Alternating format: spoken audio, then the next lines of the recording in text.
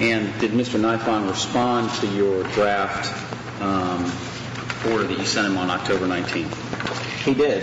And did he respond by telephone or some other way? Well, he initially responded, if memory serves, by telephone.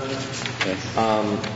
He called my office the next afternoon, I think it was, October 20th, which would have been the deadline for providing these materials to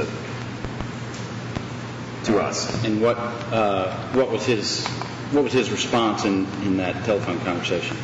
I think that he had told me that he just recently received the DNA security materials, that they were in his office, that they were very voluminous, that he really didn't know what he was going to do to get it all copied, and that it would be sort of a difficult task.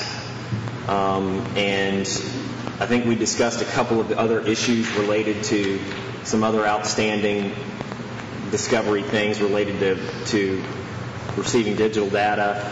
And at the conclusion of that part of the conversation, I told him that I might be able, because he was really voicing concerns about getting it done and how much it would cost and such, I told him that I would check with the other defense lawyers to see if maybe we could receive a single copy and make copies for each other, just so that it would expedite and facilitate the whole thing.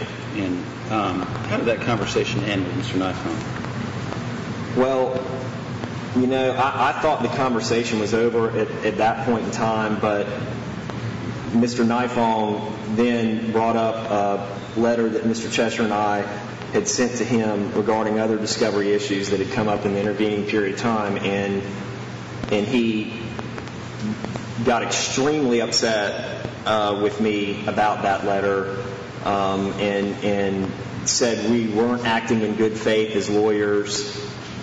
He wanted to know why we were always accusing him of withholding information, and wondered why defense attorneys always accuse prosecutors of withholding information. I think he said that every defense attorney that he's ever known that comes to his office to work with him always has those thoughts, and one would wonder why you would think people are hiding things from you.